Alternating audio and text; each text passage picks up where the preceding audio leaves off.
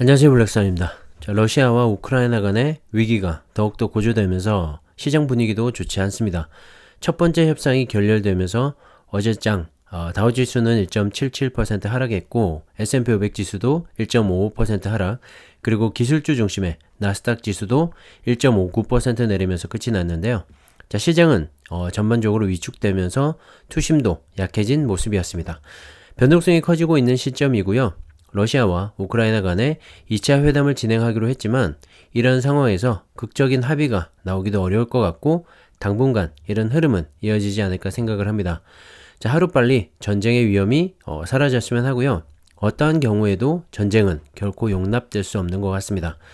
어떻게 결론 지어진다 해도 러시아는 득보다 분명히 실이 많은 것 같고 앞으로 이 국제사회에서 더욱더 고립되지 않을까 생각을 합니다. 어제 국채 가격이 상승을 하면서 10년물 미국채 금리는 1.839%에서 1.726%까지 급락을 보였죠. 국채 가격과 국채 금리는 반대로 움직이는데요. 국채 가격이 상승하면 국채 금리는 하락하게 되고 반대로 국채 금리가 상승하게 되면 국채 가격은 떨어집니다. 러시아 사태로 인해서 이 불확실성이 커지면서 안전자산인 국채로 이 자금이 유입이 되면서 국채 가격이 상승을 했고 그 때문에 국채 금리는 큰 폭으로 하락을 했습니다. 최근에 2%를 넘어서면서 이번 달에 있을 기준금리 인상의 선행지표 역할을 해왔었는데요. 생각지 못한 대외 변수를 만나면서 국채 금리가 하락을 하고 있죠. 물론 이번 달 연준의 FOMC 회의에서 첫 번째 기준금리 인상은 단행이 될 겁니다. 하지만 그 강도 면에서는 다소 약화된 모습을 보이지 않을까 생각을 하는데요. 아무래도 러시아발 악재를 신경 쓰지 않을 수가 없는 상황이죠. 그렇기 때문에 금리 인상은 단행이 되더라도 한 번에 0.5% 금리 인상이라든지 올 한 해 동안 6, 7번 가량의 금리 인상 계획 같은 매파적이고 공격적인 인플레이션 정책은 나오지 않을 것 같고요. 시장 상황을 고려한 그리고 대외적인 변수까지도 고려된 그런 적당한 인플레이션 정책이 발표되지 않을까 생각을 합니다. 그렇게 된다면 앞으로 이 러시아와 우크라이나 사태가 완만히 해결이 된다면 주식시장은 또 한 번 큰 폭의 상승도 일어날 수 있지 않을까 생각을 합니다. 기술주 중심의 나스닥 지수 상승에 걸림돌이 되던 미국 채금리의 급락 역시 나스닥 지수의 반등 가능성에 무게를 실어주고 있는 것 같고요. 앞으로 2주 동안 여러가지 변수들에 주목을 하면서 시장을 지켜보면 좋을 것 같습니다. 우리나라는 당장 다음 주에 대선이 있죠. 그리고 그 다음 주에 FOMC 회의가 있고 러시아 사태도 2주 안에는 어느 정도 결론이 나오지 않을까 생각하기 때문입니다. 참고하시면 좋을 것 같고요. 변동성 지수인데요. 어제만 10.51% 급등을 하면서 어느새 33.32까지 올라왔습니다. 코로나 팬데믹 이후로는 가장 높은 수치이지 않나 생각을 하는데요.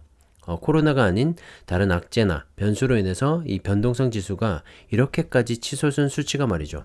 아무튼 지금 시장 상황이 안 좋고 투심은 바닥이라는 점이 이 변동성 지수에 잘 드러나고 있는 것 같습니다.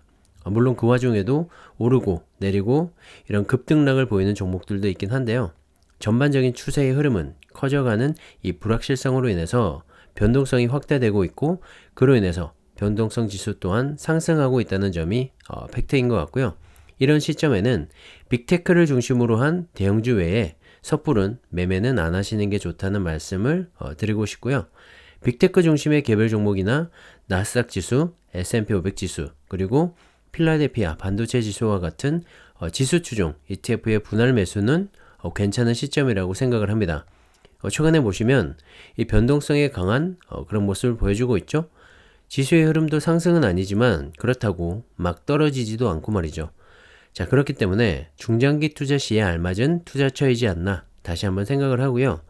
10년 이상 꾸준히 모아가실 계획이라면 지금쯤 분할 매수로 접근하는 것도 괜찮다고 생각을 합니다.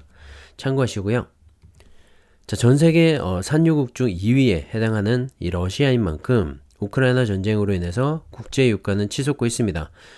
서부 텍사스산 원유의 가격이 전장보다 10%나 넘게 급등을 하면서 배럴당 103.41로 마감을 했는데요. 장중 한때 11%를 넘게 오르면서 배럴당 106달러를 돌파하기도 했죠. 106.78달러를 기록했었는데요. 이 가격은 2014년 6월 이후로 가장 높은 가격이라고 합니다. 자, 지금도 선물 거래에서 5% 가까운 급등이 이어지고 있고 110% 선까지도 위협을 하고 있네요. 자, 지금 현재 유가 상황을 짐작해 볼 수가 있고요. 10년물 미국채 금리의 하락세는 다행이지만 인플레이션에 직접적인 영향을 미치는 이 유가의 지속적인 상승은 부담이 될 수밖에 없습니다. 자, 유가의 상승은 곧 물가 상승과 이어지기 때문에 경제적으로 부담이 될 수밖에 없고 연준 역시 이 물가 안정을 위한 고강도 정책들을 쓸 수밖에 없기 때문이죠. 다행히 미국과 한국을 비롯한 국제에너지기구 회원국인 31개국에서 6천만 배럴의 비축유를 방출하기로 했는데요. 회원국 비상 비축유의 4% 정도에 해당된다고 합니다. 자, 그리 크지는 않지만 그래도 단기적으로는 긍정적인 효과가 있을 것으로 보고 있고요. 이런 국제 유가의 상승으로 인해서 전기차를 움직이는 2차전지, 배터리와 같은 신재생 에너지에 대한 관심과 함께 보급 속도를 높이는 또 하나의 계기가 되지 않을까 생각을 합니다. 자, 오늘 2030년이 되면 전 세계 자동차 판매량에서 전기차가 차지하는 비중이 57%에 달할 전망이라고 합니다. 최소 2대 중에 한 대는 전기차가 팔린다는 말이 되겠죠. 지난해 자동차 판매량은 7,168만 대였는데 이 중에서 전기차는 640만 대로 약 9% 정도를 차지했습니다. 자, 이런 전기차의 침투율이 올해는 12%까지 증가하고 2030년이 되면 57%까지 증가할 전망이라고 하는데요. 충분히 가능성이 있는 얘기죠. 제 생각엔 2030년까지도 안 가고 2025년 전후가 되면 50%에 육박하지 않을까 싶은데요. 그만큼 전 세계적으로 이 전기차의 침투율이 빠르게 증가를 하고 있습니다. 특히 지난해 중국의 전기차 시장이 전년 대비 167% 성장하면서 중국의 전기차 비중은 14%까지 올라섰죠. 올해는 20%까지도 예측을 하고 있는데요. 작년 한 해 동안 팔린 전기차의 절반이 중국에서 판매된 수량인 만큼 이 중국에서의 전기차 시장이 얼만큼 빠르게 커져가고 있는지를 알 수가 있습니다. 최근에 러시아와 우크라이나의 전쟁으로 인해서 유가가 치솟고 있는데 소비자들은 그런 점까지 고려해서 앞으로 이 전기차로의 선택을 더욱더 늘려가지 않을까 생각을 하고요. 전기차 시장은 우리가 생각하고 예측하고 있는 것보다 훨씬 더 빠르게 성장할 수 있을 것 같다는 생각입니다. 특히 올해부터는 유럽, 중국과 함께 세계 3대 완성차 시장으로 꼽히는 미국에서의 전기차 성장이 기대가 되는데요. 그동안 이 정부나 소비자는 기후변화 등에 따른 환경 규제를 대처하려는 인식이 덜했고 그로 인해 자동차 업체들도 전기차보다는 기존의 내연기관에 더 집중을 해왔었죠. 하지만 이 바이든 행정부가 들어서면서 미국은 늦었지만 어느 나라보다 빠르게 변화하려고 하고 있고 현지 수요를 충당하기 위한 공급 체계와 함께 전기차 생산의 인프라도 점점 더 갖춰가고 있습니다. GM과 포드 등 미국의 완성차 업체들도 올해부터 향후 2-3년간은 새로운 전기차 모델을 상당히 많이 출시할 계획에 있고 테슬라는 이미 전기차의 대장으로 자리를 굳혀가고 있죠. 미국에서 전기차 보급이 속도를 내게 된다면 2차 전지 배터리에 대한 수요 또한 늘어나게 되겠죠. 정말 큰 시장이기 때문에 누가 이 미국의 완성차에 배터리를 공급하느냐가 상당히 중요한 관건일 텐데요. 현재 미중 무역 전쟁으로 인해서 중국의 2차 전지 배터리 기업들은 미국 내 진출이 어려운 상황입니다. 자, 그로 인해서 한국의 배터리 3사가 일찌감치 낙점이 되어서 LG에너지솔루션은 GM과 스텔란티스, SK온은 포드, 그리고 삼성 SDI도 스텔란티스와의 합작 공장 건설에 합의를 하면서 2025년까지 미국 내 공장 증설에 박차를 가하고 있죠. 자, 미국 내에서 본격적인 공장이 가동이 되는 2025년을 전후로 전기차의 전성시대는 시작이 될 것 같고요. 그동안 미국 내 자체 공장이나 수출을 통해서 미국 완성차 업체들에게 공급을 하게 될 것 같습니다. 자, 어쨌든 미국 시장은 한국과 강력하게 연결이 되어 있고 두 번째 에너지 패권에서도 우위를 점하기 위한 이 미국의 속도전이 기대가 되는 상황입니다. 자, 그의 지세라 중국도 시애틀을 전략적으로 육성하면서 이번만큼은 에너지 패권을 두고 뒤처지지 않으려는 모습이고요.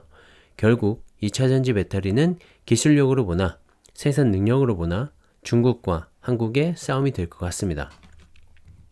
자, 전 세계 배터리 시장 점유율을 보시면 중국을 포함하게 되면 CATL이 1위를 차지하고 있고 중국을 제외한 점유율에서는 LG에너지 솔루션이 1위를 차지하고 있습니다. 그리고 사실 1위부터 10위, 4위의 점유율 순위를 봐도 LG에너지 솔루션과 SK온, 삼성 SDI 등 한국 기업과 함께 CATL, BYD, CALB 등의 중국 기업이 대부분을 차지하고 있죠. 자, 그렇기 때문에 2차전지 배터리만큼은 중국과 한국 시장에 투자를 해야 하고요. 배터리 셀 업체뿐만 아니라 관련된 2차전지 소재 부품 기업들의 성장도 기대가 크니까요. 자, 우리는 2차전지 ETF를 통해서 안정적이면서도 분산 투자의 효과까지 누리면서 투자를 하시면 좋을 것 같습니다. 자, 중국 시장은 역시 타이거 차이나 전기차 ETF가 있고요. 최근에 바닥을 다지면서 상승으로 전환하려는 움직임이 보이고 있죠. 조정이 깊고 오래됐던 만큼 여러가지 대외적인 악재들이 거치고 나면 또 누구보다 빠르게 올라서지 않을까 생각을 합니다. 자, 국내 2차전지 투자는 타이거 2차전지 테마와 코덱스 2차전지 산업과 같은 ETF 투자를 통해서 모아가시면 좋을 것 같고요. 역시 긴 조정을 끝내고 기지개를 키려는 모습이라서 다행이라고 생각을 합니다. 그리고 최근에 2차전지와 자율주행 관련 ETF들이 많이들 나오고 있는데요. 다 괜찮은 종목이라고 생각을 하는데 만약에 말씀드렸던 2차전지 ETF와 지수추종 ETF들을 가지고 계시다면 굳이 또 하나를 추가할 필요는 없지 않을까 생각을 합니다. 넓게 보면 겹치는 부분이 있기도 하고 2차전지 관련해서는 말씀드린 세 종목이 가장 집중적으로 구성이 되어 있지 않나 생각을 하기 때문입니다. 상승률에서도 나중에 보시면 이 종목들이 가장 높을 것 같고요. 개인적인 생각이지만요. 아무튼 제 의견은 그렇고요. 참고하셔서 좋은 투자하셨으면 좋겠습니다. 오늘은 여기까지 하겠습니다. 감사합니다.